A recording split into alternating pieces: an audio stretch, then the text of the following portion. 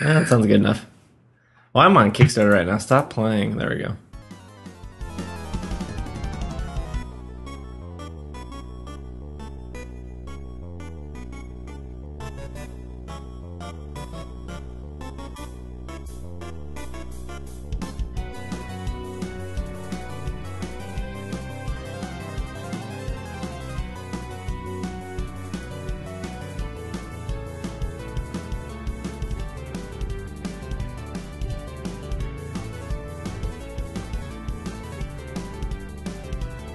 What's up, everyone? Welcome to another episode of the Pokemon Podcast. I forgot the number of this episode. It's super effective. My name is SBJ, and with me today, I have Will. This is episode 15 question mark. I will look that up as you say hello. I'm supposed to say more than that? I missed that you used to clap to start an episode, and you don't clap anymore. It's like all the cheer has left the world since Santa Claus has completed his rounds. I've gotten good at editing, so I don't need to clap. I just look for the long pause now. It's a little bit easier. Sometimes somebody has a microwave going on in the background. That was my dryer. Thank you very much. Well, your laundry is done. That was my dryer. My washer is still washing. It will beep in about 15 minutes. Perfect. 155, that's what episode we are on for the best Pokemon podcast in the world.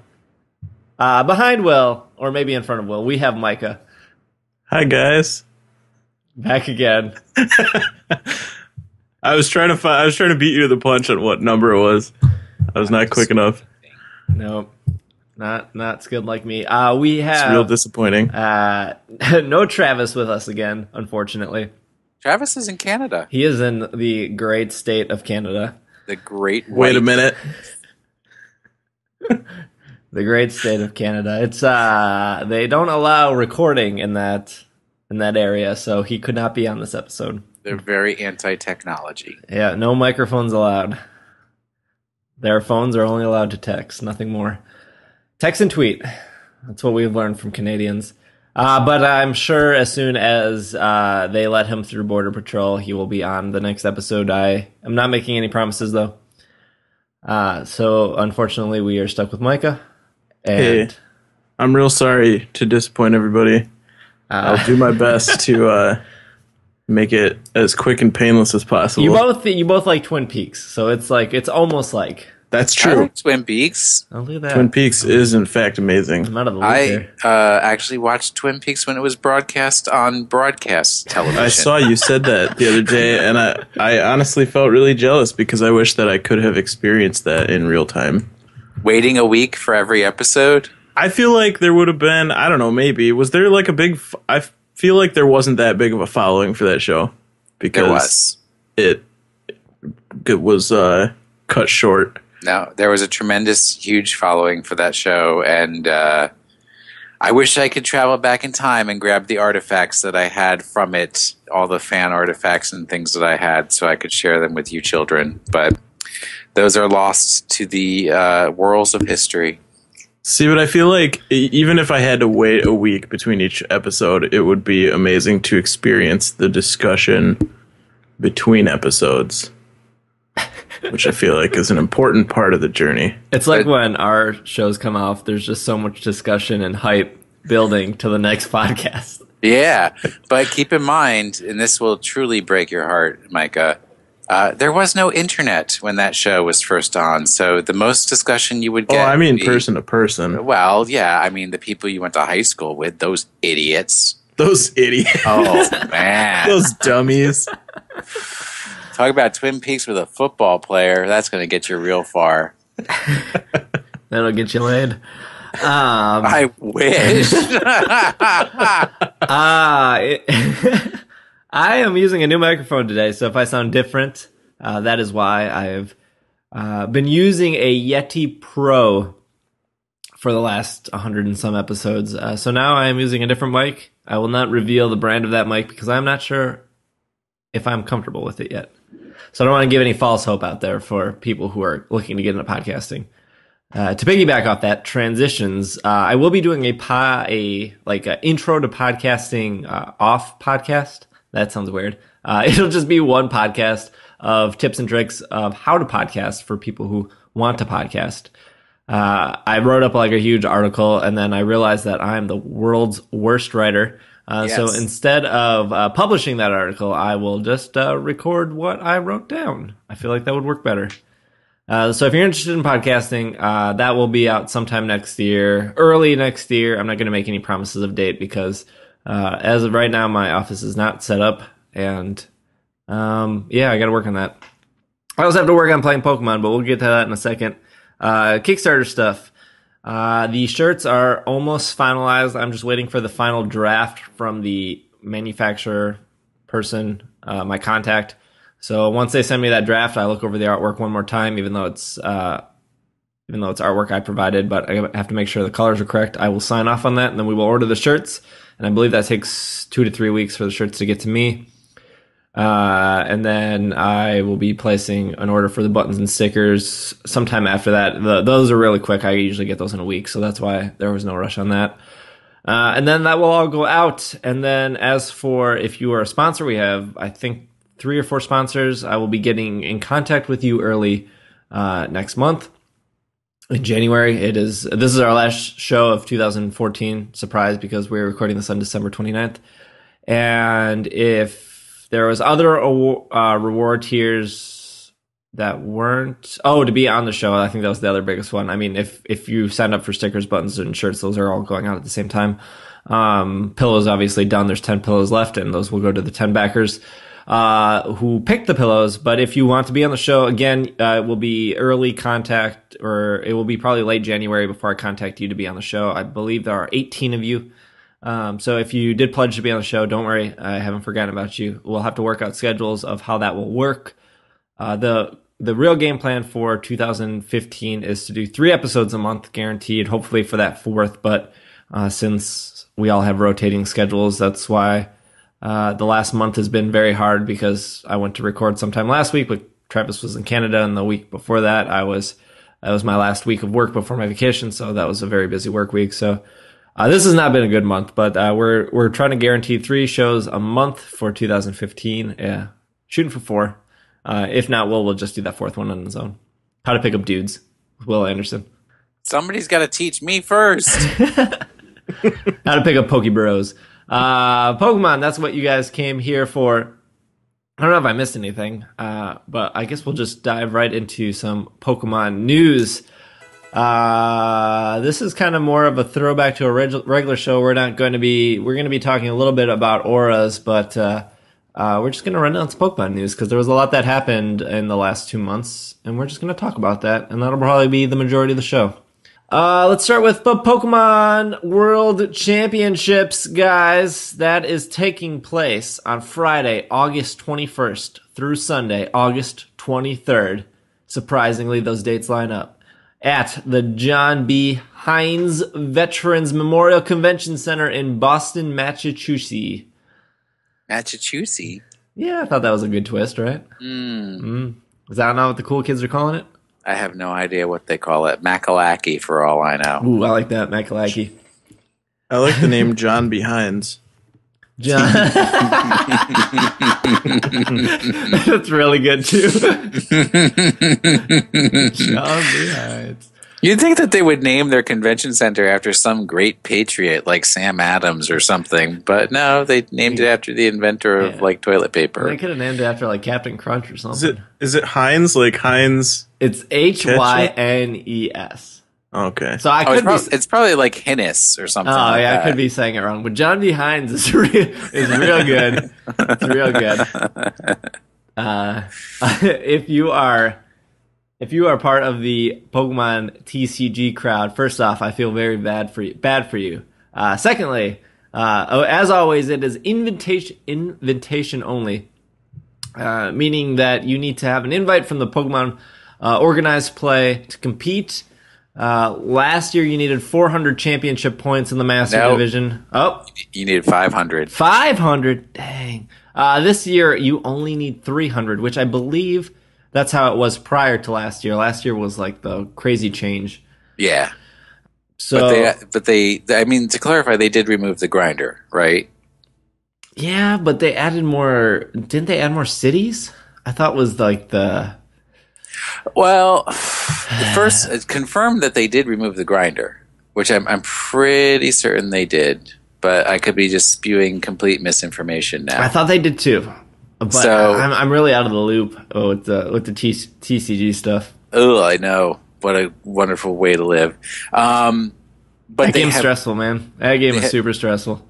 I just have want to not- clarify. I'm being silent on purpose because I have no clue what's happening right now. You're just Travis right now. So that I'm makes complete way sense. out of the loop on anything. you can TCG. play that Travis role. Let's break it down for Micah, because if you're a Pokemon fanatic, that's why you're on the show, but you don't understand how the TCG works. So that would make me assume that some of our listeners don't know how the TCG work.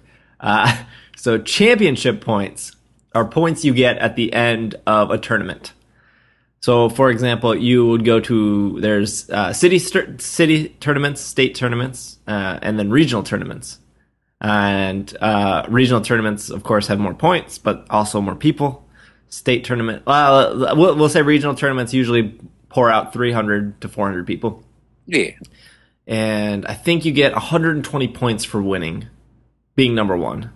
150 150. There you for go. regionals. Yeah. And I think there are 4 regionals in a year. Well, It's remarkably there's similar to they're done how the quarterly, Magic but Gathering there's stuff like Yeah. works. there's like 12 overall, right? Yeah, there's 3 each quarter. Yeah, there's 12 overall, but if you're going to all 12, you either have serious dough to travel, or you just live in a really good area, which California maybe you can hit more up. California is as big as Italy. Yeah, but I think they have like 2 in California and then 1 in Utah, which is pretty close. I don't know. I would say that's pretty close. Okay, so state tournaments are probably about 150 people, and I think if you win that, it's 100 points. Yeah. And then city tournaments are about 60 to 80 people, and I think winning that is 50 points. Or less. Or less. And then there's like local tournaments that usually happen weekly per set. So I would say like 4 in a month weekly. And winning that, I think, gets you 12 points. That always depends on how many people actually show up. So, Yeah. So if there's only like 20 people, it's only going to be top 4. But if there's like 32 people, then it's going to give top 8 points. If you're serious about competitive, you can't just go to your state and your city and a regionals. That's not going to get you enough points. You have to go to like 2 regionals and multiple cities and multiple states, and you have to win. And if you do that, you get 300 championship points, and then you get an invite that you will be participating at the World Tournament. And I think most people that get an invite, or the top people who get invites, also get like free flight and hotel. But we already said it's going to be in Boston, so this is totally different than the video game. The video game, you just show up and you play. Yeah. And I don't think they've changed anything with that. no, and TCG events now have a paywall, so you have to pay between $5 to $20 to participate in a TCG event. You have to win to get championship points. If you come in like less than top 8, you don't get anything, unless there's like a turnout of 300 people, and even so, you're still not getting enough points unless you're consistently winning. And last year the problem was they raised it to so many championship points that not a lot of people got invites, even if they were winning a lot of tournaments. Well, yeah, because even if you won 3 regionals last year, you still wouldn't have an invite to Worlds. Mm-hmm. So you had to like win 3 regionals and a cities, or a state. That was just too much. Yeah. It's like, you know, because I could afford to travel to like 2 regionals. You know, like the Massachusetts one and the Virginia one I could manage, but more than that, it's too much time, too much money. Too much. Not only are you buying cards, but you're paying for gas, you're paying for hotels, you're paying for food to eat out. It's such an expensive game. It's fun. The people kind of suck. Well, not all of them. Not all of them. There's good people and there's crappy people, but it's like when you throw in the dollar requirement, that's what makes it really bad. Right, because people they came there to win. So 300 championship points. There is what's called last chance qualifier at Worlds. So what that means is You can show up to Worlds. You have to have at least a certain amount of play points, which are different than championship points. Play points are just showing up to like a league or just playing in city or regional events. You get play points. I think there's a 20 play point limit on actually participating at the Last Chance qualifier, and that is just it's just you play for the day, and whoever is top, I believe 8 get into Worlds the next day. So it ignores all the championship points. It actually might be top 4. I could be getting a lot of things wrong. Like I said, they've changed a lot of the rules recently. But this is so for the travel awards, it's going to be the top 16 players from the US and Canada will get free travel and hotels for Worlds. Top 22 players from Europe, top 8 players from Latin America, and then top 8 players from the Asia area, so Japan, China, Korea. Yeah, and that is that. More importantly, the prizes. So the top 32 finishers in each age division, Masters, Seniors, Juniors. First prize is going to be a $25,000 scholarship.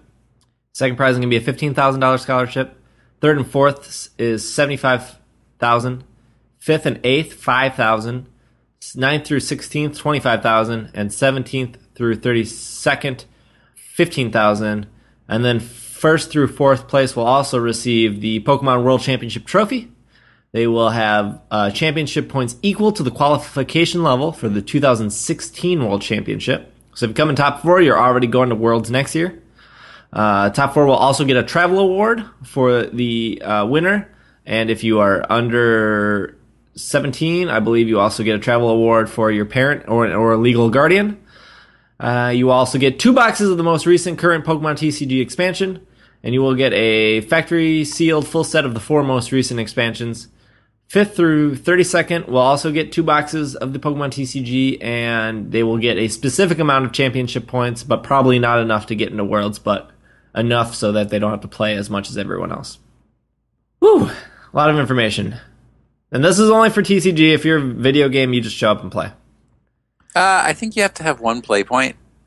Do you? I mean, yeah, well, you needed 1 play point to get into the Last Chance qualifier this year, so I don't think they're going to change that. Huh. Which basically means you do 1 online competition. Or you just go to one local play Pokemon origin. Then you have to like leave your house and see people, and That's nobody true. likes to do that. That's true. That's true. It's in Boston now. I've never been to Boston. I hear You know what? You're not missing I anything. hear it's an okay city.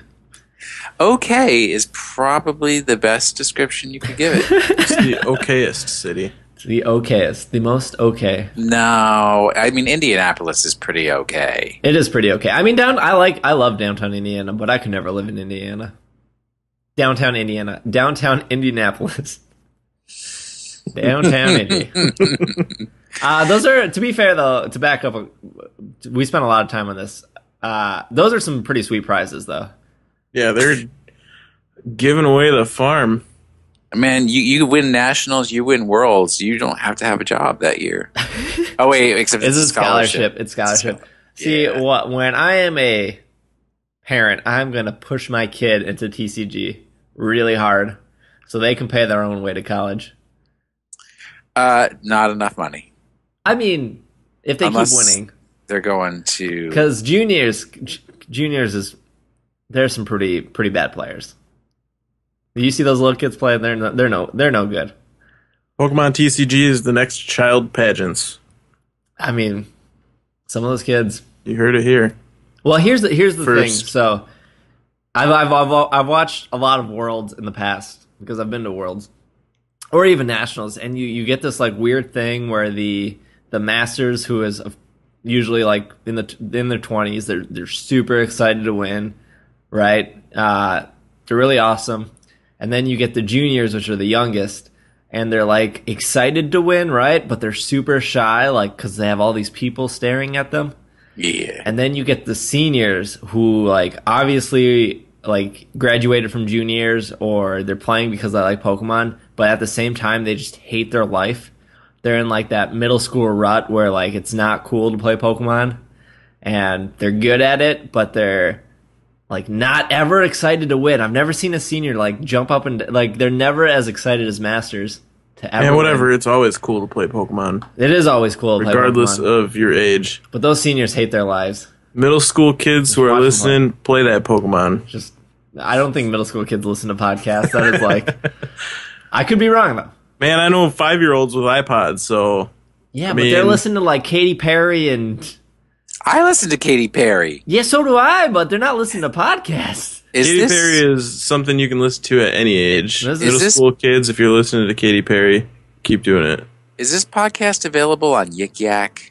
Because that's where the kids are. These That is days, where the is kids the are. Yik Yak. That is. I don't even know what that is. I feel old. See, I'm older than don't wanna you. know You're what just that is. out of it, man. You don't want to know that, but you do want to know that there are fully evolved Unova starter Pokemon with hidden abilities. Yes. The most hidden abilities. So Most hidden. there is each of these Pokemon will be available using a serial code on Omega Ruby and Alpha Sapphire. Codes will be usable from January to the end of November. Is that a kind of code you get from Captain Crunch? I believe so. Yes. Serial code? Superior, Lake Superior will have the hidden ability of Contrary. It will also know Leaf Storm, Hold Back, Ring Out, and Giga Drain. That code will be broadcast on Pokemon Get TV. I think this is all only for Japan, but Yeah. I'm sure it'll come our way too, because we've been getting everything nowadays. Embor will be at level 50 with the hidden ability Reckless, and will know Flare Blitz, Hold Back, Head Smash, and Takedown. And Samurott will be level 50, the hidden ability Shell Armor, which I think it had in the TCG. I think that was one of its abilities. It will know the moves Razor Shell, Hold Back, Confine, and Hydro Pump. And I mean, I like a reckless Embor. I've always recommended it. Down for that. Shell Armor prevents critical hits. Blah. I think Reckless increases recoil. Well, it increases the power of moves which cause recoil, and Embor actually Flare Blitz is one. it's Flare Blitz. It gets through level up. It gets a lot of moves that cause recoil, like Flare Blitz, Double Edge. Is there one that is a fighting type move? Isn't it like Mach Punch? I don't know. Submission? No. No, not I Embor. don't know moves. Travis is our move guy. Embor is pretty sweet. I know, we're like struggling here. Where's Travis? Travis come back from Canada. Moves I Speaking of use. struggling, Sand Attack. Protect. Head smash. struggle is the exception to reckless. Yes, yeah, you can't. I mean, if you're using struggle in a competitive battle, you're probably doing things wrong. Also, Does he crash? if you, yeah, I think he crashed. I don't know. Charizard in Smash Brothers has Flare Blitz, and it does cause recoil damage. Fun fact for Smash Brothers fans. Crickets.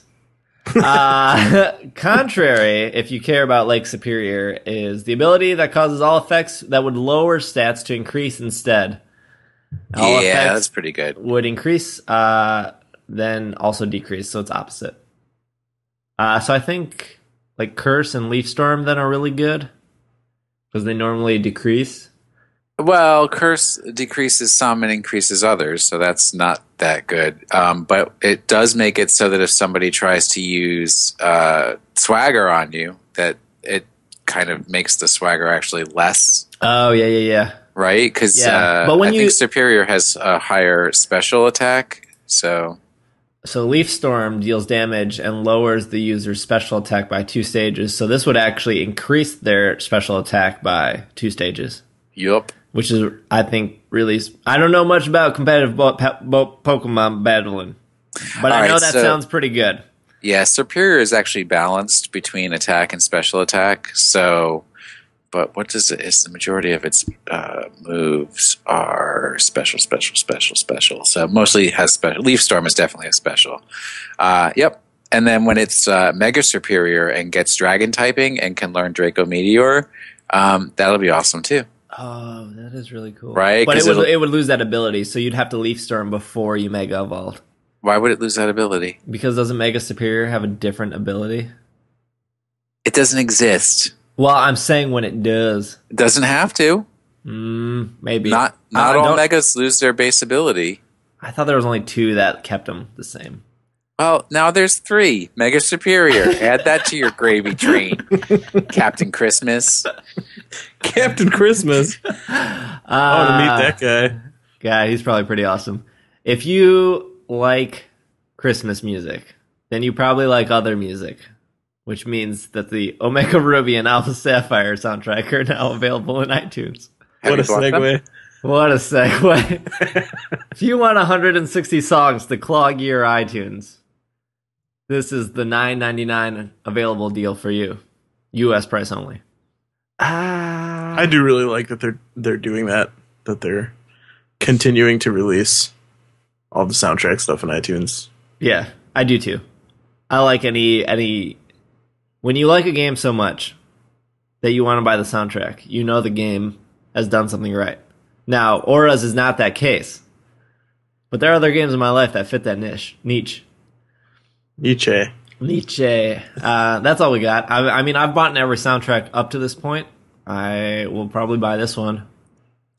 Nah, there's only so much of this like classical type music that I can listen to. So, I mean, I'm not saying I listen to it. I just say I buy it.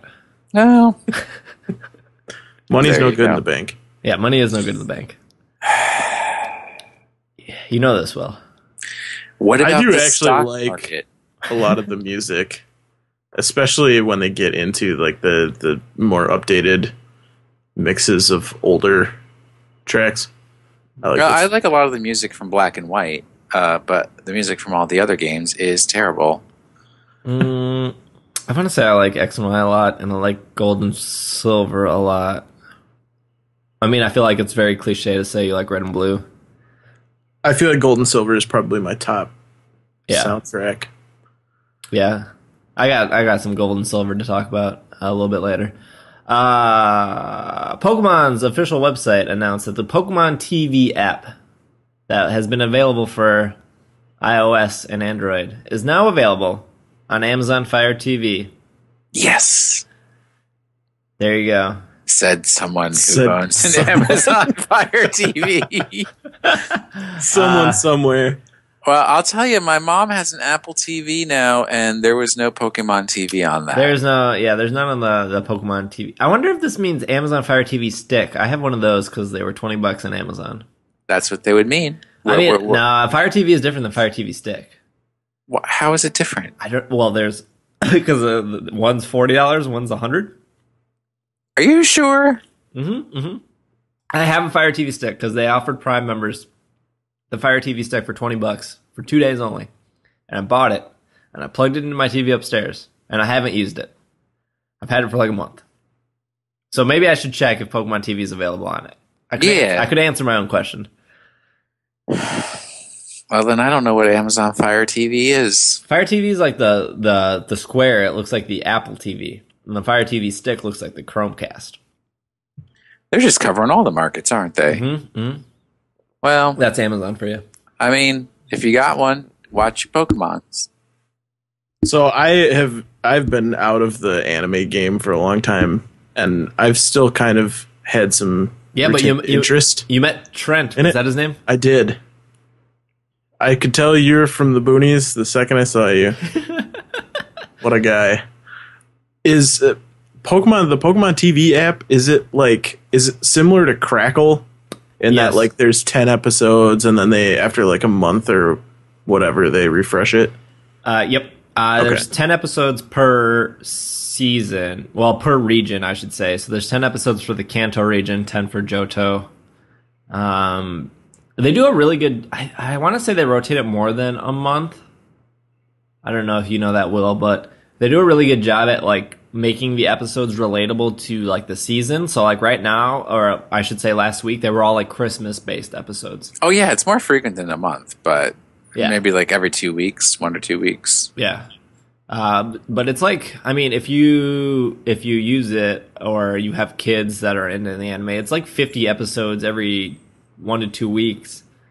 And it's free, right? It's totally free, yeah. I don't even think there's ads.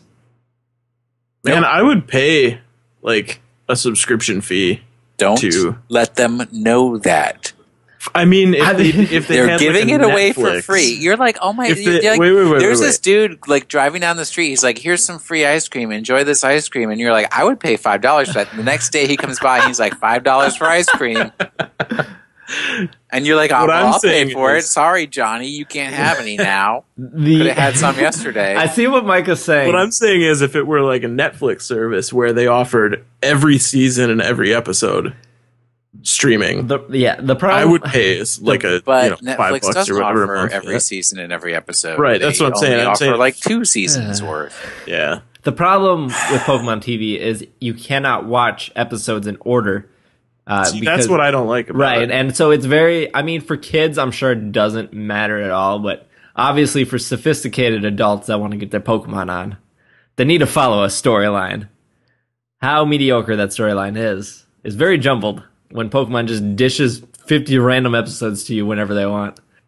Like, I would sit down, I'd pay like the $5 a month or whatever to sit down and power through the series in sequential order, but I think you would give. I don't think really you want could to do sit it. down and, you don't think so? I think that you would burn out after like a dozen episodes. You would be like, "Oh, this is really rough." Oh no! I watched the entire first 2 seasons of Black and White, like back to back. Black and White is so different than like the very first like 20 seasons. Ugh. Like, have you tried to watch anything from the Hoenn region? It's really hard. I don't think I've ever seen a single episode from the Hoenn region ever. It's really rough.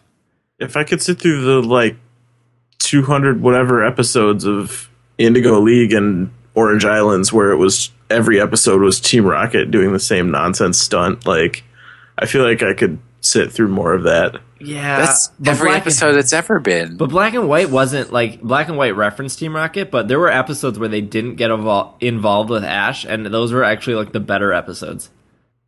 Are they still a thing in the current yes series? Yeah, I think Jessie has been the same voice actress. James is different though. Has it evolved past the like evolved? Get it, Pokemon? Has it evolved past the like? We're Team Rocket in a Micah from this program. Bad jokes. Has it gone past the Team Rocket? Like we're in disguises and nobody can tell who we are. No, they just had a whole sequence where like Ash went to summer camp, the junior Pokemon training camp, and Jessie and James and Meowth were pretending to be cooks at the camp to like sabotage the kids, and then they were like, "We enjoy being cooks so much, we're not even going to try to steal their Pokemon now." Like there's only one talking Meowth, right? Well, he was dressed up like a little lady. Oh my god! But I mean, I can't. The most frustrating part about Team Rocket in the Unova League is okay. So it's great that they're doing their own thing and they leave Ash alone for some of the episodes. But the problem with that is when they do interfere with Ash, Ash has to like let everyone in Unova know that that's Team Rocket. They're the bad guys every single time that line is said. And yes, Ash, we know. I'm sure everyone else knows because you've told the entire world. If you had a live journal, everyone would be reading it. Steve, the real problem is you're paying too much attention. Stop listening to the words that he says and just enjoy the pretty colors and movements on the your television screen. I mean, the Pokemon battles are fine. Like they're very hit and miss. Like how Ash's Pikachu lost to Snivy at the beginning of Unova. That was his electrical powers were taken away by Zekrom. But his Pikachu has to be like level 320. Who cares? A 320 level Pikachu that can only do Iron Tail is not going to beat a Snivy. I know. It's like Woozy. I do like in Unova that they reference abilities and they talk about what moves do. Like that's really great. You don't get that early on in like season 1 and 2 and 7 and 8, and I'm pretty sure they're on like season 27. I feel like there was definitely a specific charm to the earlier seasons, at least what I watched, where it was like the battles were just complete nonsense and had nothing to do with the games or like what battle structure is in the games really, where it's like, quick, Geodude, do 6 moves before the opponent can react. Like, Hey, you don't know what that Geodude's IVs were. that's true. Could have been traded in speed EVs. Yeah, I guess. I mean, like Pokemon Origins, I think did the anime the best, and even so, it still wasn't match a T to the game, and it doesn't have to match a T to the game. It's just Right. when you're in the cycle of like Pokemon's been on for a decade now, and it's still like, okay, Ash is gonna see Team Rocket. They're gonna try to steal his Pokemon. Ash is gonna see 30 different Pokemon in an episode that he's never caught, and he's still not gonna try to catch them. I was so excited when they were doing the lead up to Origins because I legitimately thought, and I was fooled, that they were going to reboot the entire series to be what Origins was. Why in would that they same do that? style. I don't, to mature it, I guess. I don't know. No, because you know what's it was amazing? so My good. 7-year-old nephew loves to freaking watch Pokemon. And you know why he loves to freaking watch Pokemon? Because it's the same crap that 7-year-old Micah wanted to watch. Well, I don't know how old you were in 1998 or whatever the frick. But you don't think that he would enjoy an anime in the style, like the same style as Origins? Just No, No. he would not be allowed to watch it. So My brother's very strict about that. So, So I would compare Origins to more of like the Dragon Ball Z crowd and the Naruto crowd, and like that style of anime and show is totally different than like Saturday morning cartoons. And like everyone's going to be like, yeah, but Dragon Ball Z was on before Pokemon in the morning, and that was like, you're absolutely right, but that was before Pokemon was mainstream. And once they moved Pokemon into like that 4 p.m. slot after school, and then once they moved it onto Saturday mornings, it has like fallen into that like same old thing, repeat every week kind of crowd. Yep. And it works for kids. But if that 7-year-old was actually like a 12-year-old, then I feel like Origins would fit that niche better. But when you put it in the perspective of like Saturday morning cartoons, that definitely makes sense. But I want Origins so bad. Like I want that to be. you're never going to get it. You want to I know. customize your trainer? Gone. You're not having God. that anymore. you know, Micah, you're an artist. Make your own Pokemons. You know what? I will, and I'll post them on forums, and we'll make a fan game out of it. Oh, stop. I rescind my statement. I mean, I'll make all my avatars. so clearly, whoever makes the Pokemon animated series, they have signed a long contract with Pokemon, and they're gonna keep on pumping out the same stuff because it works. I mean, all the anime does is sell games and sell cards and sell plushes. Sells all kinds of stuff. Oh, definitely. It's just like the best advertising tool Pokemon has ever come up with. Yeah, I would be interested to see like numbers in Japan for like how well Origins did versus how well the series does there currently. Well, Micah, then you're going to cry because here's the sad facts of life. Pokemon is tanking in Japan because Yokai Watch is the big game now. I don't even know. I don't know what that is either. Well, anybody Let who me knows Google. anything knows that McDonald's published a Yokai Watch calendar for their holiday calendar and not a Pokemon calendar as they have done for like the past 2 billion years. So everybody knows that Pokemon is over and Yokai Watch is taking over. And Is you it know what? watches? Is it like No, like it's pieces? like there's just like you have a ghost and your watch captures ghosts or something, and then you that use sounds your pretty ghost cool. to battle other ghosts. And Wait a minute. they have one ghost that looks like an Uncle Sam eagle. Didn't you these watch? are creatures? This sounds I'm pretty looking at this amazing. right now, and I'm actually pretty excited by this. And it's made by Level 5. Let's start a Yokai have Watch I never heard podcast of right now. 2015. It's over. 2015, we are going to be taken over by Yokai Watch. Do they have video Turn it games off. and Trash or is card recording, games? and let's start over. Done. Let's talk about Yokai Watch. Nothing. I mean, I had Whalord EX to talk about, but this is way better. I've never heard of this before. I love Level 5 stuff. How could you have never they're heard of hit and miss. Yokai Watch? I don't know.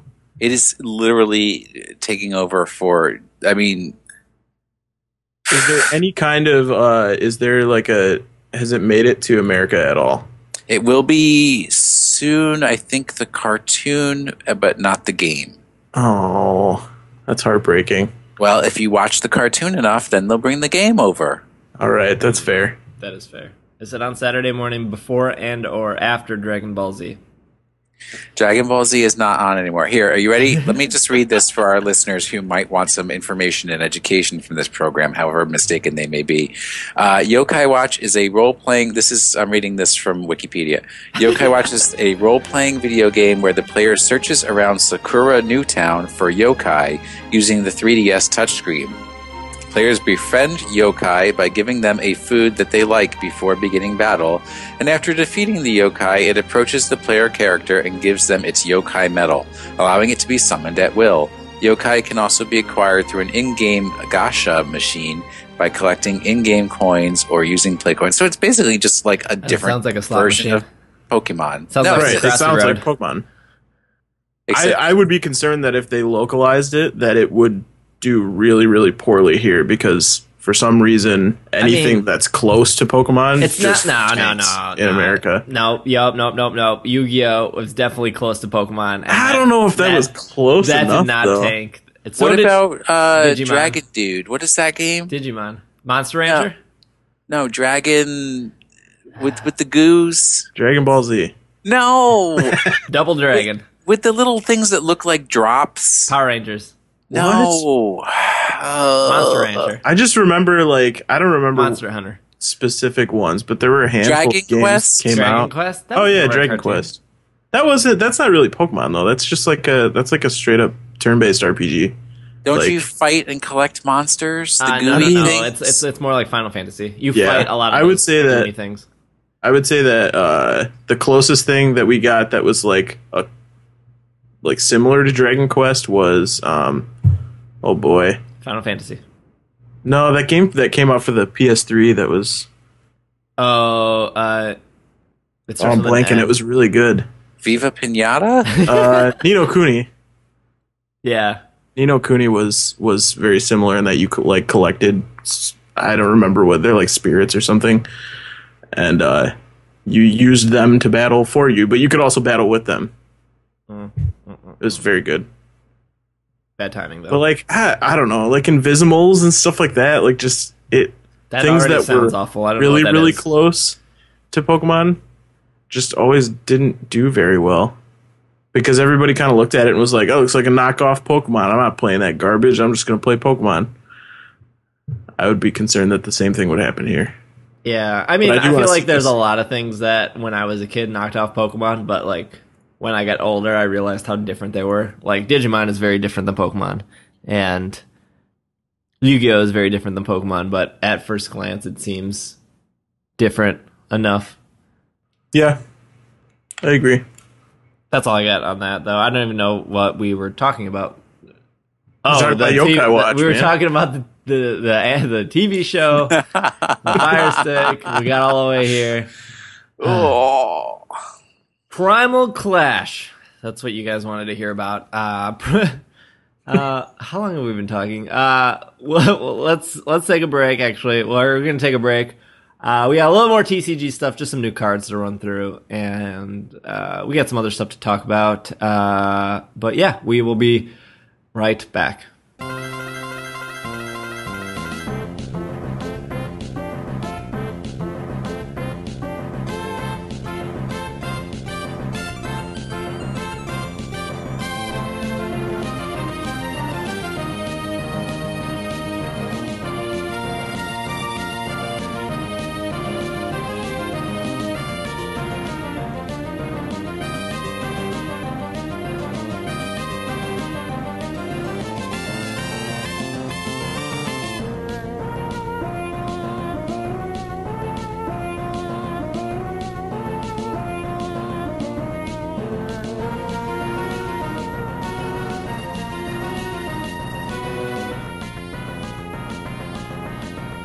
It's a ghost grandma. I don't do that. We're back.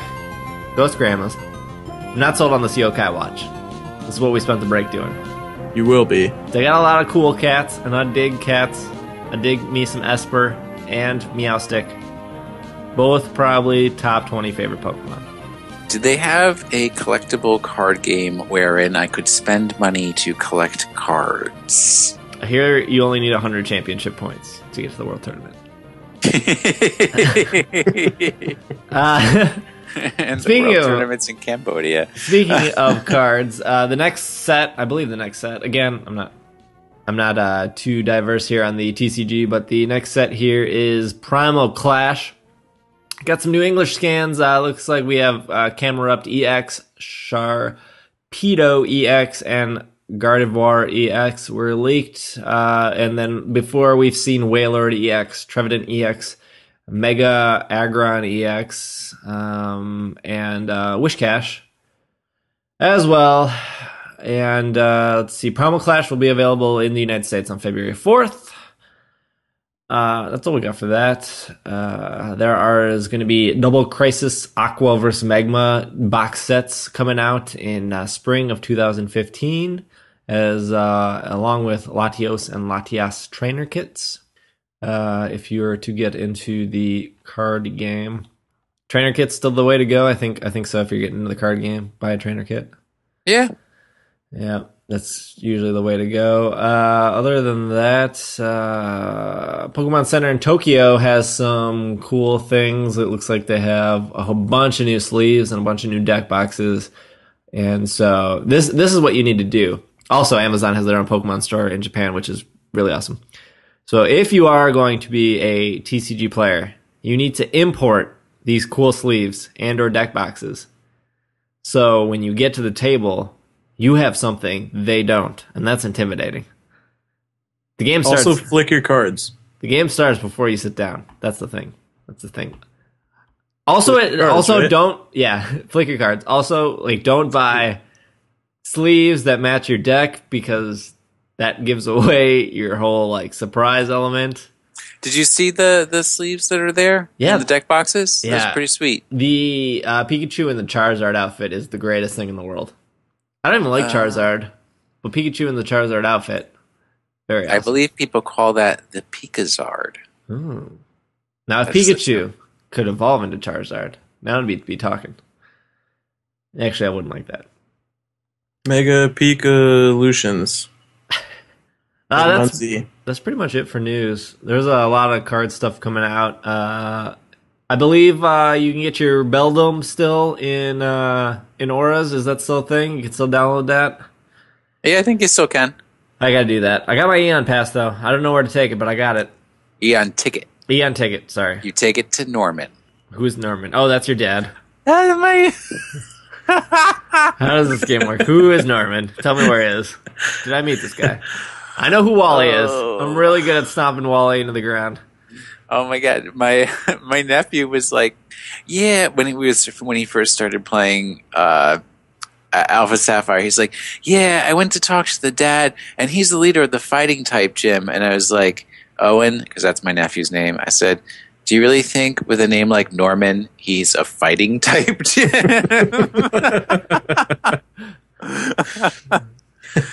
Isn't he normal? Yes. I thought so. Normal Norman. How many That is the Zigzagoons do joke. I have to pay to get into his gym? All the zigzagoons. How many do I have to sacrifice to the door? Yeah, let's give a quick update on Auras here. It has been 3 weeks since we recorded a podcast. I don't know. I don't listen to the show unless I'm on. Neither do I. It's a bad show. 3 weeks, I think, and I have not touched Pokemon since, unfortunately. Here's the thing. I was going to record before we finished episode 3 of our Auras, Micah and I. And I was going to be in Minnesota visiting family. And I was like, well, there ain't going to be nothing to do there, so I'm going to play some Pokemon. And I charged my DS. And I didn't bring a charger because the DS should last 2 days, right? Nope. Especially in standby. Got to Minnesota and my DS was dead. And I was like, I don't understand. It was fully charged. I was in the car for 5 hours. I think my battery's bad in it.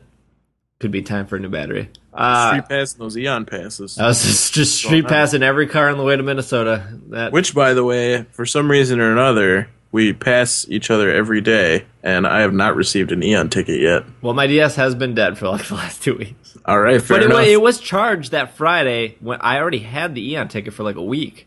Yeah, And I don't know what's going on. It was sitting on the charger. It was on. So here's the question: do you ever turn on the BuzzNaz? BuzzNav. Yeah, that's usually what I have on because I think it's the most interesting to look at. Unless I'm collecting Pokemon, then I switch to the DexNav. Do you actually look at the BuzzNav? Yeah, I do. I think it's really interesting. I do too. Okay, because when the little red mailbox shows up, you have to click on the little red mailbox to like unlock what you've received. I as did, Street yeah. Passes. And then it said you have an Eon ticket, and I Yeah, said, but I'm great. talking to Micah, who hasn't gotten the Eon ticket. Because I didn't get it. Misses these. I was real excited. I ran home that day that I knew for sure that you had it. I didn't take my car. I ran. And I ran into the house and I threw my book bag on the floor and jumped on my bed. And I checked my DS. None of that happened. I checked my DS and I had no Eon ticket. And it was very disappointing. Yeah. I had no notifications. No. Well, remind me tomorrow because my DS is in my bag, and I'll throw my DS back on the charger. But it was on and charging on Friday because I never turn it off. The only way my DS turns off is when the battery completely dies. Are you guys working this week? Yeah, yes. We work today, tomorrow, and Wednesday, and then we're off. Sucks to be you. Yep. It's not too bad. Yeah, I don't know why you didn't get the Eon ticket, but for our listeners, Will, why don't you give your impressions on Ores? Now, you played Ores when it came out, right? I started playing it when it came out, yes. Oh, like the original game I'm talking about. No, I played Emerald, but that was like 2 years ago. Oh, okay, so you skipped it all together. Pretty much, yeah. I was in a different time in my life at that point in time. Weren't we all?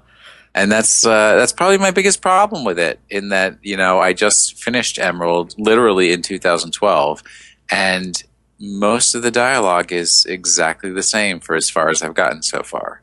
So it's like just playing the same game over again. Yeah. With little variation. One thing that I never got to criticize you guys about the your whole complaint about is it the DexNav is the one that beeps when it has the special Pokemon that are nearby? Yeah. And you're like, oh, I wish I could press B to do the slow walking. Yeah. Instead of the whatever.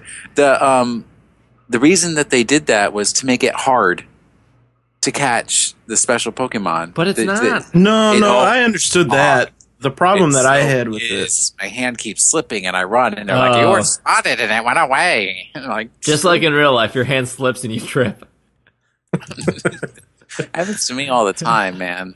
I understood that portion of it, and I like it. I like the sneaking. I just wish that there was something similar to the rollerblades in X and Y, where you could kind of just like quick move through everything. Well, it's not even the rollerblades for me. It's the fact that I have to hold B down. Right. That's what bothers me the most. So well, and because in X and Y, I like play with one hand. Why do you have to run everywhere? Casually stroll and enjoy the journey. No. Especially when I know I've caught all the Pokemon in that area, I have zero reason to be there again. Now, here is the real Pokemon problem. I know you haven't gotten here, but once again, this is just a redo of a game that's 10 years old. When you get down into the icy part of Shoal Cave, right? I won't get there. There I'm gonna be real here. The TM. You're going to get there because you're going to have to get there. There is the TM for Hail, and it's sitting right there between two of those ledges that you have to jump down. So you have to jump down one and pick it up, and then you jump down the other one to get out. And you're just standing there right on the edge, and you're like, oh, I'm going to go pick up that TM. Walk, walk, walk. Oops, I fell off the side. And you've got to do that freaking ice sliding puzzle all over again.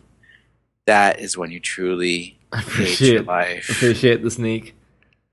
No, you just hate your life. It's like that's a real Pokemon problem right there, is accidentally falling off a ledge. Or that one route between Lily Cove going back to Mauville Town on the way to the Berry Master, which I was completely wrong about berry farming. I love berry farming in Omega Ruby, especially since it better?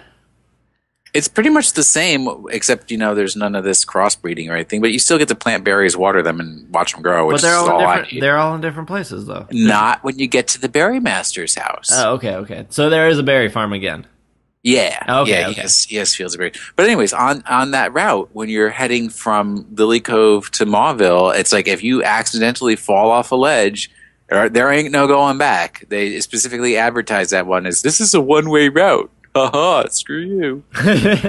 And I can't use fly Real Pokemon yet problems. because my Larvesta hasn't evolved to Volcarona, and that won't happen until he's level 59. So I will be majorly into post game before I'll ever be able to use fly. Hashtag real Pokemon problems. Yeah. Well, I don't. So be very forward that I am not enjoying auras at all, and I'll get to that in a second. But Will, what are your overall thoughts so far of auras? Are you enjoying it? Are you not? Is it meh? I'm hoping that everybody's excitement about the post game validates going through and playing a game I played 2 years ago all over again. I mean, the story it's just not that good. Maxie, dude, just kick my ass. Stop bragging about it and just do it, right? He's so lame. He's such a lame villain. And it's to me it's like a lot of like I can compare it to like how Black and White 2 was compared to Black and White. There are a lot of like clean features and things that I enjoyed in Black and White, and then they like glomped on all this additional crap in Black and White 2. And it's like there were a lot of clean, nice features that they added in X and Y, which made it cool. And now they have all that, but then they've got all the navs that you have to add in and switch between, and like you have to dig down into deep root menus to turn on the internet, and you have to wait half an hour for that to load. No, thank you. See, but our biggest gripe was, and I'm going to preface this by saying that I am actually, for the most part, enjoying Ruby and Sapphire. Omega Ruby and Alpha Sapphire, and we can get into that more later. But our biggest gripe was that we felt like they took away a lot of the features that were new in X and Y. It's not like they added clunky things to it. I mean, there are definitely clunky mechanics that they added to it. I mean, you guys were complaining about the customization, but I'm a white dude, so I don't care. I already get what I want. I mean, he already looks like me, so it's fine. I would have customized him to look just like that, so that's not a problem. But I will say one thing that has made it, and I have been playing quite a bit over the past week that I've been ill at my mother's house. I made the decision this time to not limit myself to like the team that you should be able to play in Hoenn.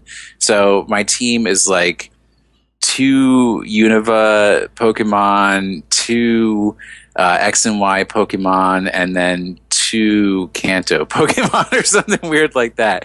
It's so I really like the team that I have. Yeah, I think that's making it a little more enjoyable. That's some of my problem, and I thought when I was going to play, I was like, oh, maybe I'll transfer in like an Esper or something, so I could have a Psychic Pokemon on my team and have a Pokemon I like. I do like Trico a lot. And I do like, what's that sparrow bird you catch? I can't remember his name. Tailo? Tailo, yeah. I like him. This is the first time I've used him a lot. I actually think mine's a girl. But it sucks going to a route, especially early on. And this is a problem with all Pokemon games except for the last one, and finding Pokemon that you're not really into. And I think that's why I liked X and Y a lot, is because all those Pokemon were new. Not all of them, but most of them were new. And that was like the original Black and White. And so they were exciting to use. And I'm just sick of seeing Zigzagoons and Wurmples and Windsors. Well, also, right, and like, Geodudes. It seems to me in Hoenn that the trainers, like, or the people you're fighting against, all use the same Pokemon, like, all the time. How many Puchainas and Midainas have to die to satisfy my bloodlust, right? It's like, because it's all they have. And yeah, and it's just like little things, like Roxanne uses a Geodude, and it's like, Brock used a Geodude. Why are you using the same? You're a Rock Gym type leader. There are two of you. I get that. You're in different regions. There are so many rock Pokemon. Pick a different one. Oh my god. I almost think that it would have been neat to see them do, and I know that they're sticking with, you know, the kind of X and Y plot where Mega Evolution becomes this thing that they're like, look, it's a thing, and here you go, and it's part of the plot, and you find it later. But I almost think it would have been more interesting if, and it would have spiced up the gym run if, pardon, each gym leader had a Pokemon that Mega Evolved. And you had Mega Evolution kind of like, maybe from, not necessarily from the get, but like, I don't know, earlier. Because one of the biggest things that's always been fun, for me at least, for gym trainer, like gym leader runs, is seeing their like top tier Pokemon in their team. And it's always something like kind of new and exciting. And when you're looking at the same Pokemon that you've been seeing for so many years, it's that kind of like excitement is no longer there.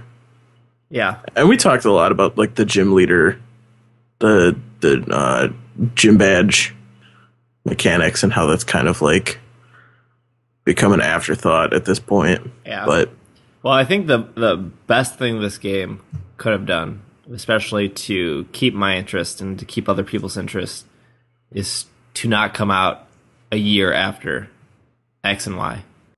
And now we're stuck in this rut where, this was a piece of news that we didn't talk about, so we'll talk about it right now. GameFreak is announcing a new game. This is a press release here. A GameFreak new game is almost ready to be announced to the world.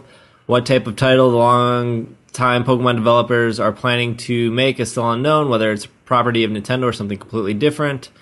GameFreak said in its quote, we are doing a lot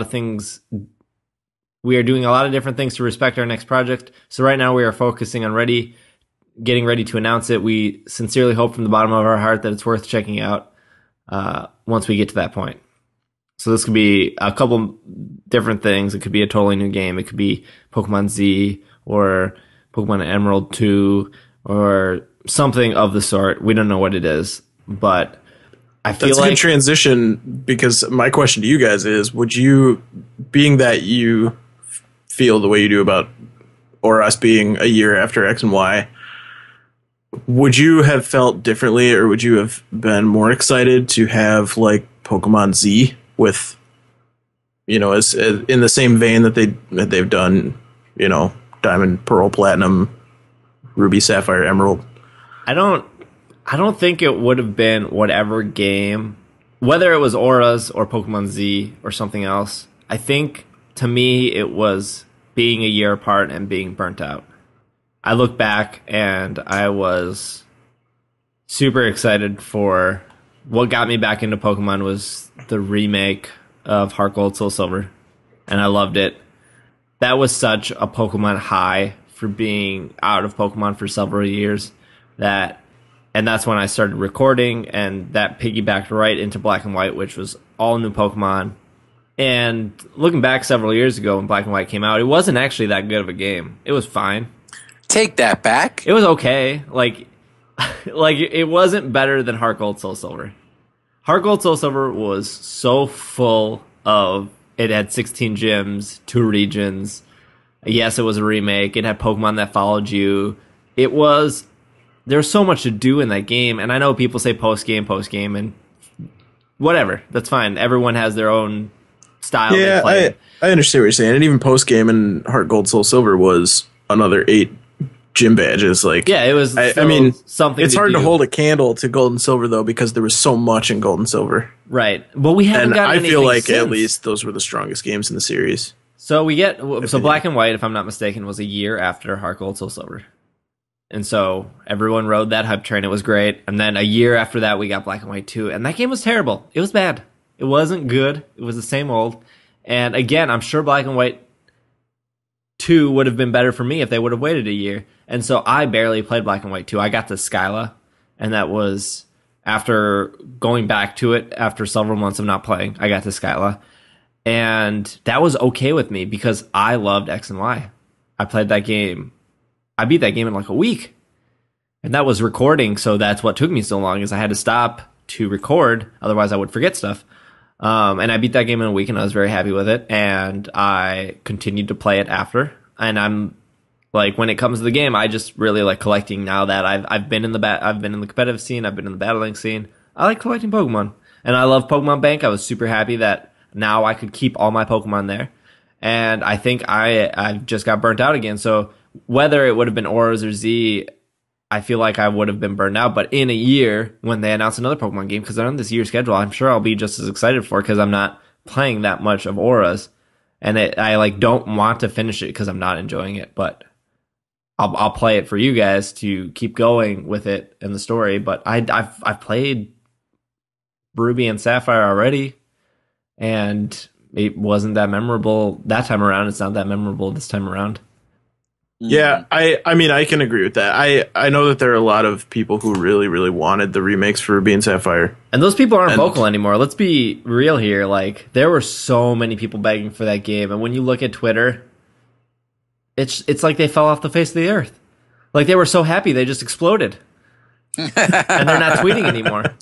Like, I don't understand. Like, well, they got what they wanted. I guess they got what they wanted, but when X and Y came out, and no one can deny this, every single day I would see various Pokemon tweets, whether those were pictures of new Pokemon or where people were in progress. And when Auras came out, it wasn't even on launch day there were a lot of tweets. There was barely anything. And I don't know if that was because Smash Brothers came out on the same day and I was seeing more Smash Brothers tweets, but like, well, and I think we talked about this before. Maybe we didn't, but my feeling on Ruby and Sapphire was that I have been a player that's been consistently playing. Like, there's not one that I missed on launch. And so I was around for the time of Ruby and Sapphire and Emerald at launch. And I feel like when I was seeing a lot of people talking about wanting remakes of Ruby and Sapphire, a lot of times there were people within those threads that were saying, like, sometimes it felt like a majority were saying that they wanted them because they never got to experience them. And there were a few times where, and, you know, we were just talking about this a little bit, there were a few times where there were people saying that they never experienced them because they fell out of Pokemon, because that, for like the starting point for Pokemon, like Red and Blue, that period was kind of like the high school period for a lot of people. And I think a lot of people kind of gave up at that point. We're like, oh, Pokemon's not that cool anymore. And I think that the people that wanted it then, or like wanted it to experience it for the first time, they're getting a good experience. But people like me, like when I played it, when it came out, it was nothing super impressive to me. Like, it definitely was cool to have a new Pokemon game, as it always is for me, but it wasn't anything that was like above and beyond, in my opinion. It kind of faded into a distant memory. Like, I never really played Ruby and Sapphire or Emerald multiple times the way I did Gold or Silver or Red and Blue, or, you know, even Diamond and Pearl. Like, so having it now, like, it's nice having it now. It's nice having the new, like, the remakes of it, but it's remakes, to me at least, of games that I didn't really feel like needed a remake. Yeah. I mean, it's an easy thing for them to do, right? The landscape's already laid out, the trainers are all in place, their Pokemon are already picked, the dialogue's already written. Yeah, I mean, it's the same XY engine. Yeah. I mean, that was like, I think what was really disappointing for me was it's almost, and I've had this thought multiple times, it's like they almost did this one as the discount version because they didn't have to pay any writers to re-script any portions of it. Right, but now you're right. And then they just had to reuse the XY engine, so there was no engine development.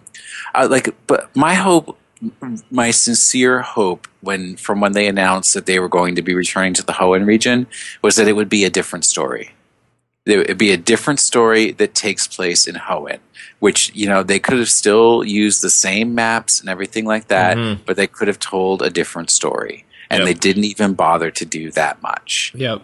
It's frustrating because you can't introduce them. I mean, they do to an extent, but definitely. To a minimal I mean, extent, you don't have to wait until you're in Pacific Log Town to come across Latios and Latios. No, they just come right up to you. Oh, wait, you guys haven't gotten that far. No, I got that far. I got that far about 10 years ago. I kind of was a little, I don't know, I felt kind of disappointed in that. I mean, it was cool to just have it, but I mean, those it was triggers kind just of like, about why just just give it jump right to in me? your pot. Not even jump right in. Oh, my Right. Lord. Oh, my Lord. Get rid of... Which Pokemon do you have that you want to get rid of so Latios can join your party? How's about none of them? Because the minute I can put Latios in a box, he's going in a box. So we've gotten flack, me specifically, for being negative about Pokemon games, and I want to address that because I think between the three of us, we are huge Pokemon fans, and just because we don't like the games does not mean we don't like Pokemon. I mean, for Will and I, for me to speak for Will and myself, we were huge into the card game, and a lot of those people don't like the video game. That doesn't mean that they're not Pokemon fans or huge Pokemon fans. That goes with the anime, that goes with collecting plushes. So yes, I don't like auras. I hated Black and White too, but that is complete polar opposite to me loving Heart Gold, Soul Silver, and me loving X and Y. Black and White, mediocre.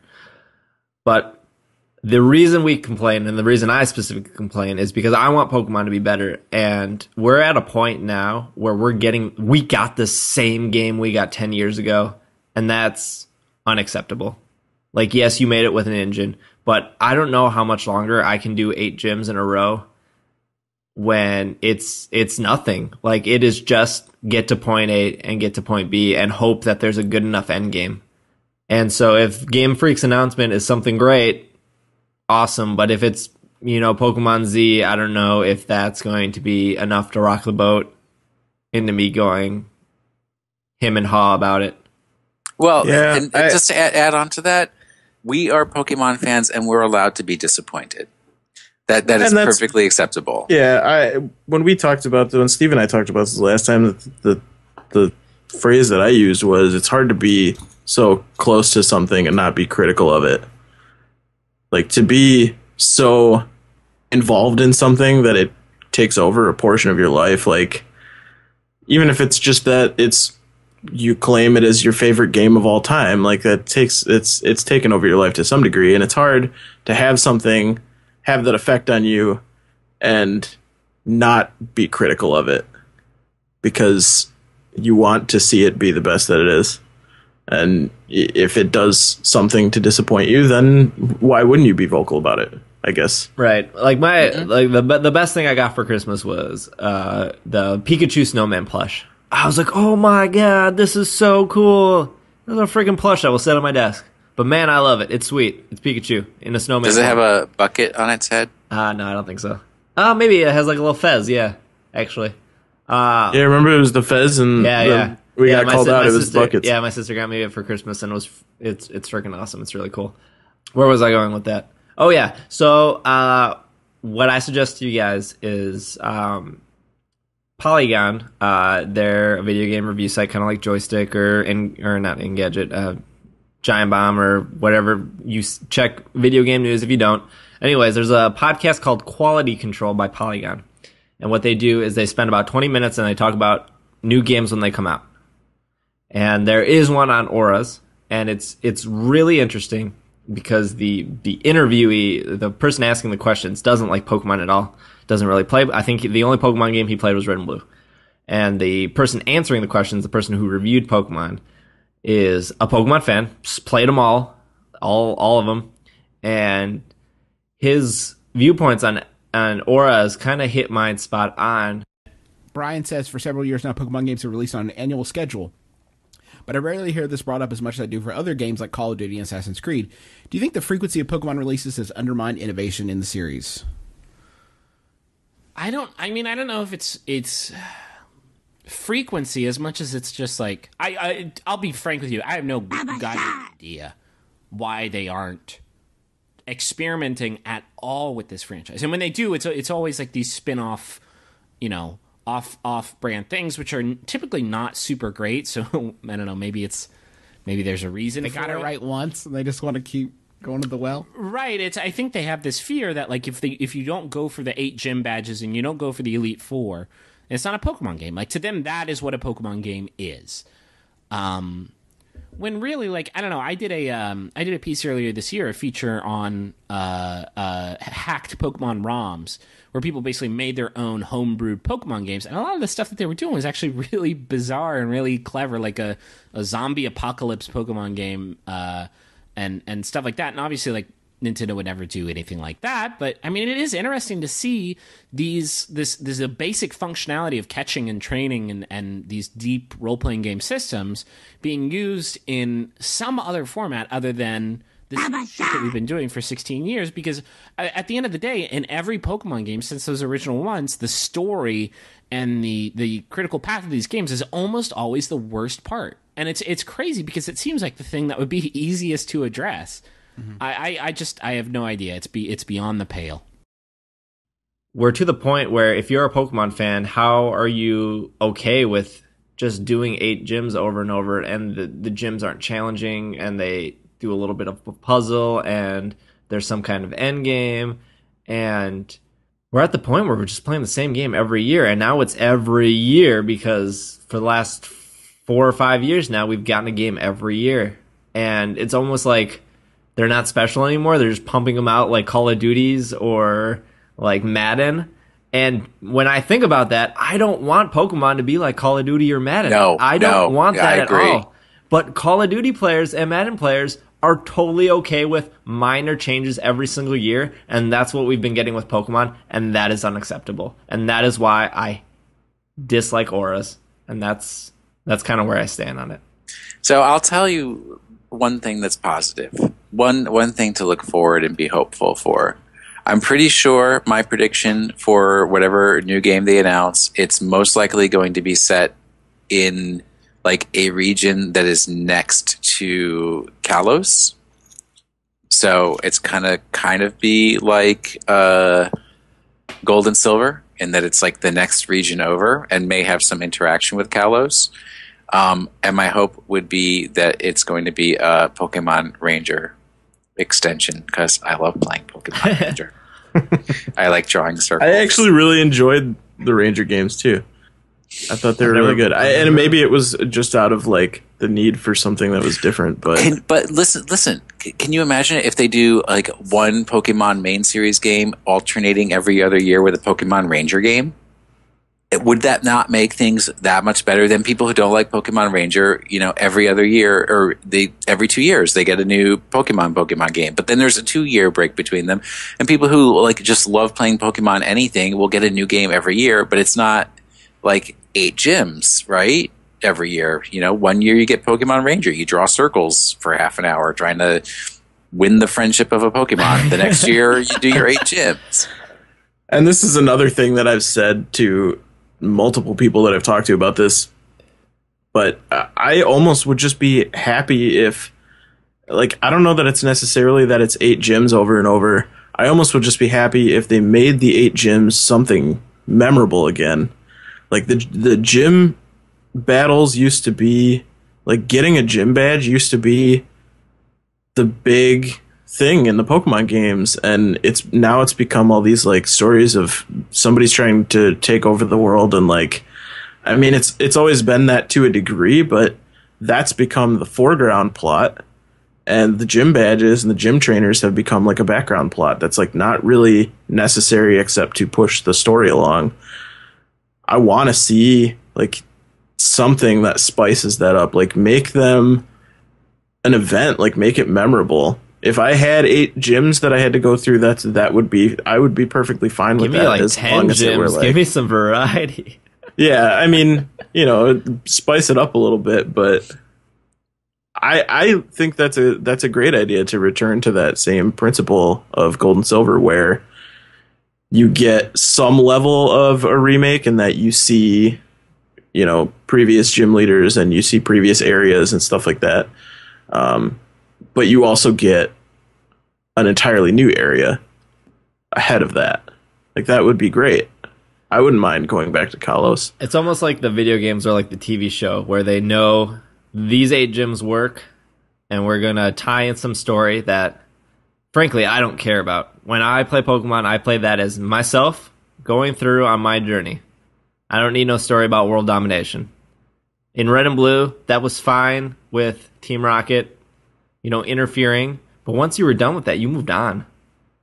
Yeah, and it was always in Red and Blue, especially. It was such a background element. Like Team Rocket was not the.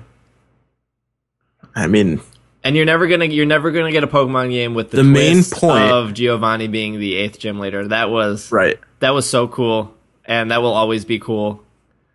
The main point, though, was to be the champion and to get the badges and fight your way to the top and be the best.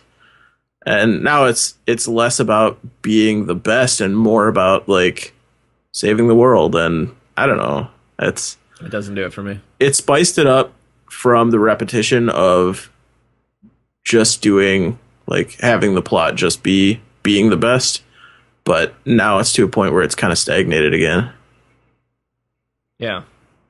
On the plus side of everything, on January 1st, Pokemon Omega Ruby and Alpha Sapphire Pinball is coming to the Virtual Console. And that game is a phenomenal pinball game. If you like pinball games, though. If you like pinball, yeah. Yeah, I believe it's good stuff.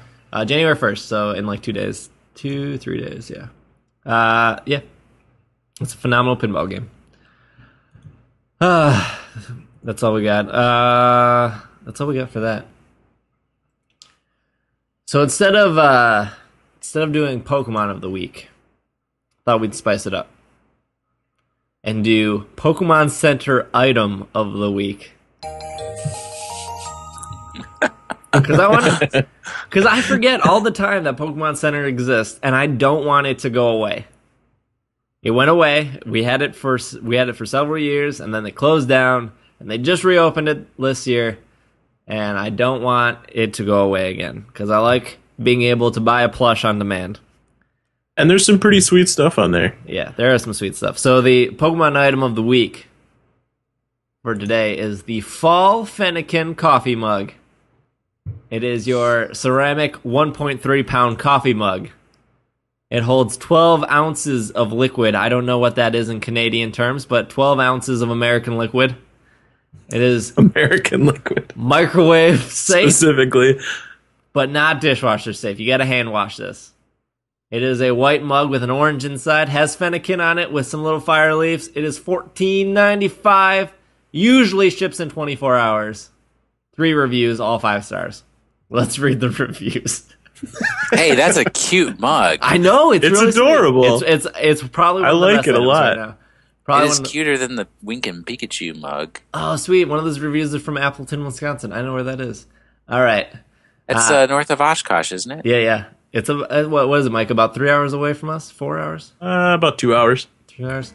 Speedy delivery. The package came snugly secure in a box with cardboard-like packing, conforming to keep the cup safe inside of a larger box with shipping filler. Cup was in perfect condition when it... Read complete review. Oh god, this review's huge! When it arrived, the mug itself is a nice, thick cup, but not too heavy. I've already used it once, and it just fit perfect in my hands, either using the handle or with one hand, or cupped with both hands.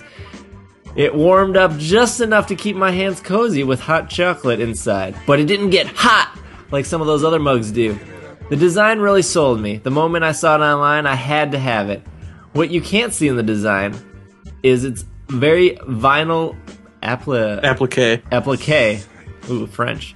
Which looks nicer than the photo seems to have had coating over it to keep it secure on the mug. The pure creamy white, ooh, that's a good color, creamy white, is also more like a dusted light sand with a small specks every so often. I am in love with this mug, and it is a great addition to any Pokemon or Fox lovers collection. I like that they clarify at the end. You don't have to just be a Pokemon fan right. for this. You could just, if you like foxes, this is also the mug for you. That's a pretty solid review, though, overall. I mean, this is very specific about the hand, like holding it with your hands. I don't think the next 2 reviews different positions. So Cute by Angela, the collector, in quotes. Got it as a Christmas gift, and I love it. It's well-made, thick ceramic, so it isn't easily breakable. And it is microwave safe, my new favorite mug. I don't know, Angela, you didn't drop it, so you can't verify. Love it by Dora K. As always, great quality and wonderful for my collection. It came fast and in great condition. I've not been disappointed with anything I've gotten here. The perfect gift for any Pokemon collector. There you go. PokemonCenter.com. If you look under features, it says Fennekin brings the fire. Wait a minute. That's actually the only feature The only of this feature. mug is Fennekin brings the fire. That's perfect. I did get the Mewtwo tumbler, and I was because the inside is red and you put hot beverages in it. That's that makes sense. to me. orange, Micah. That's orange. Well, I mean, I actually don't like the Pikachu big face mug. I think it's a little, Uh-uh. I think it's a little corny. I think it's a little creepy. Yeah, it would match my DS though. So that is true. I think There's the that. Pikachu mug white is more classy. I do like that. Yes. Can But we it talk for a probably minute holds about more the? ounces of American liquid. Can we talk about the grand opening tumbler with the Postman Pikachu on it? Is that a Which thing? is- See, I do. Oh, that's I real. can't recommend the tumbler because my tumbler was not. I got the Mewtwo tumbler, 1995, guys, and the seal was not airtight. So liquid got in between the two acrylic pieces. Oh. Yep. I cannot recommend the tumblers. No bueno. Yeah, that's no good. But those 3 reviews really sold me on the Fall Fennekin coffee mug. The only problem with it is it's not Chespin. Yeah, I noticed there was no Chespin or They may be coming. There are seasons. What's that other Pokemon? Oshawott? Froakie. Froakie? Nobody wants to drink out of a frog mug, so that doesn't ever have to happen. new? What? The mug? Yeah. Yeah, the Fennekin mug's one of the newest ones. Also, the Mega Pokemon. Why is it a fall item I, in the winter? I would assume that production was late. Because Whatever it is, it's adorable. Because the Charizard and the Pikachu tumbler weren't ready on launch. I don't think they came a couple weeks after the Mewtwo tumbler. Mm-hmm. Yeah. Their shirts are extremely overpriced. I would not pay $25 for a shirt. Just putting that out there. There is, if you look at home and decor, there's like a banner at the top of that has a picture with a black mug that looks really awesome, but Yeah, it's yeah. nowhere in the store. No, it's sold out. Yeah, if you look in some of the featured pictures, you'll see items that aren't listed, and I've seen some of them come and go. So I don't know if they're sold out or whatnot. Yeah, they do rotate what's Yeah. available, so you're supposed to check back every week. Is it a weekly thing for sure? I don't know if they update it on a certain day. Well, I mean, it's Christmas time. A lot of people take off, so who knows who's in at work and updating the site. Yeah. So we'll try to do on top of Pokemon of the Week, we'll try to do Pokemon Center item of the week because there's enough items to at least do 52 weeks worth of stuff. But that Fall Fennekin mug is where it's at. Well, I think. See if there was any question about how big of Pokemon fans we are. We did just spend about 5 solid minutes talking about a Fennekin mug It's a and nice mug. how awesome it is. It is a nice mug. Do you guys have anything else? This is a long show for you guys, so I hope you like it. Not a long show for me. So I hope you guys like it. Please provide feedback at PokemonPodcast.com if you liked the item of the week, or if you're missing something. If you're missing Travis, we already know. We don't need to hear that. Don't send us your Travis love. We'll just send you hate instead. I'm sitting here nodding. Poor Travis. Micah, where can they find you? They can find me on Twitter at Micah the Brave, Micah the Brave, and I also stream games on Twitch at twitch.tv/Micah the Brave.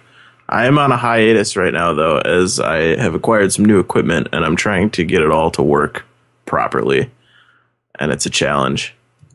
So within the next week, I should be back up and running.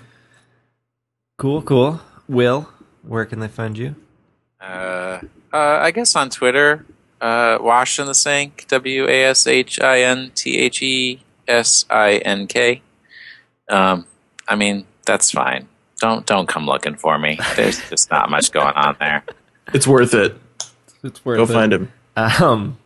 You can follow me on Twitter at Dragging a Lake. I'm also using a new microphone, like I mentioned at the beginning of the show. That was part of the Kickstarter thing, was to get new mics and new equipment. So would love your feedback if you think I sound better or worse. Probably worse.